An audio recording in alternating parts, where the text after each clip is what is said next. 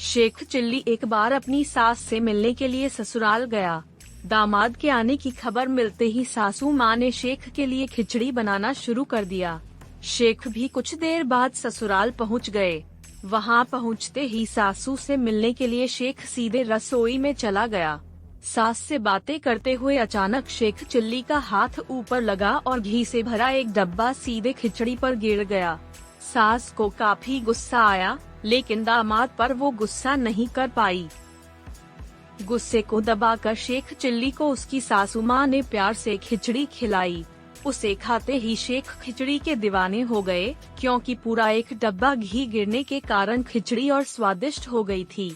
शेख ने सासू से कहा कि इसका स्वाद मुझे काफी पसंद आया है, आप मुझे इसका नाम बता दीजिए ताकि मैं भी घर जाकर इसे बनाकर खाऊं। शेख चिल्ली को उसकी सासू माँ ने बताया कि इसे खिचड़ी कहते हैं। शेख ने कभी खिचड़ी शब्द नहीं सुना था। वो ससुराल से अपने घर की ओर जाते हुए इस शब्द को बार बार दोहराने लगा ताकि नाम भूल न जाएं। खिचड़ी खिचड़ी खिचड़ी कहते हुए शेख चिल्ली अपने ससुराल से थोड़ा आगे ही बढ़ा था कि वो किसी जगह पर कुछ देर के लिए रुका। इस दौरान शेख खिचड़ी का नाम रटना भूल गया। जैसे ही उसे याद आया तो वो खिचड़ी को खाचड़ी खाचड़ी कहने लगा। इस शब्द को रटते हुए शेख चिल्ली रास्ते पर आगे बढ़ा। कुछ दूरी पर एक किसान अपनी फसल को चिड़िया से बचाने के लिए उड़चड़ी उड़चड़ी कह रहा था। तभी पास से ही शेख चिल्ली खाचड़ी खाचड़ी कहते हुए गुजरने लगा। यह सुनकर किसान को गुस्सा आ गया। उसने दौड़कर शेख चिल्ली को पकड़ा और कहा कि मैं यहाँ चिड़िया से फसल बचा रहा हूँ, उन्हें उड़ाने की कोशिश में लगा हूँ, लेकिन तू मेरी फसल को खाचड़ी खाचड़ी कह रहा है। तुझे उड़चड़ी कहना चाहिए, अब तू सिर्फ उड़चड़ी कहेगा। अब शेख चिल्ली आगे चलते हुए किसान की बात सुनकर उड़चड़ी उड़चड़ी ही कहने लगा। उस शब्द को रटते हुए वो एक तालाब के पास पहुंचा। वहां एक आदमी काफी देर से मछली पकड़ने की कोशिश कर रहा था। उसने शेख चिल्ली को उड़चड़ी उड़चड़ी रटते हुए सुन लिया। उसने शेख चिल्ली को पकड़कर सीधे कहा कि तुम उड़चड़ी नहीं कह सकते हो, तुम्हारी बातें सुनकर तो तालाब की सारी मछलियाँ भाग जाएंगी, अब तू सिर्फ आओ फंस जाओ ही बोलेगा। शेख चिल्ली के दिमाग में यही चीज बैठ गई। आगे बढ़ते हुए शेख आओ फंस जाओ ही रटने लगा। कुछ देर आगे बढ़ने पर उसके सामने से चोर गुजरे। उन्होंने शेख के मुंह से आओ फंस जाओ सुनकर उसे पकड़कर पीटना शुरू कर दिया।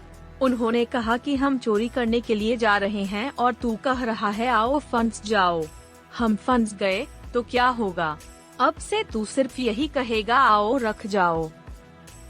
पिटाई होने के बाद शेख चिल्ली आओ रख जाओ कहते हुए आगे बढ़ने लगा। उस वक्त रास्ते में शमशान पड़ा। वहाँ लोग मृत आदमी को लेकर आए थे। आओ रख जाओ सुनकर उन सभी को बुरा लगा।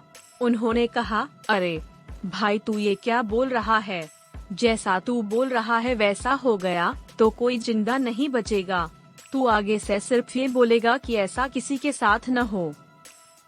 शेख चिल्ली यही कहते हुए आगे की ओर बढ़ने लगा।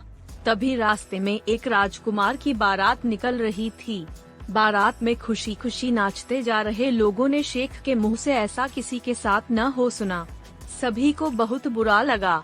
उन्होंने शेख को पकड़कर कहा कि तू ऐसे शुभ समय में इतना बुरा क्यों बोल रहा है?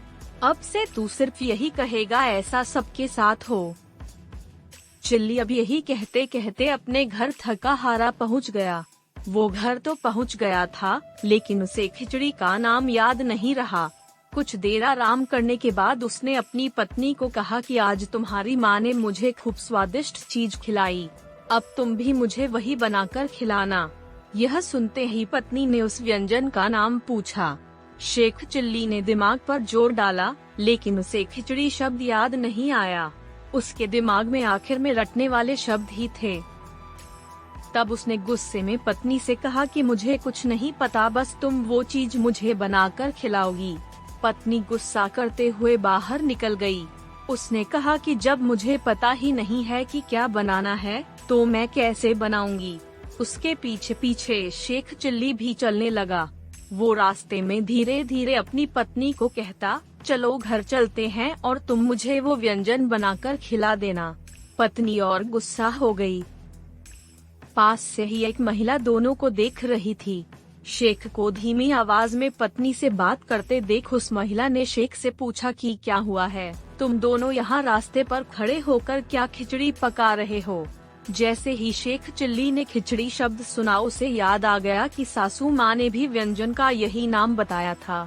उसने उसी समय अपनी पत्नी को बताया कि उस व्यंजन का नाम खिचड़ी है। व्यंजन का नाम पता चलते ही शेख की पत्नी का गुस्सा ठंडा हो गया और दोनों खुशी खुशी घर लौट आए। कहानी से सीख। किसी की बोली हुई बात या नए शब्द को भूलने का डर हो तो उसे लिख कर रख लेना चाहिए। सिर्फ उसे रटते रहने से शब्द गलत और अर्थ का अनर्थ हो जाता है।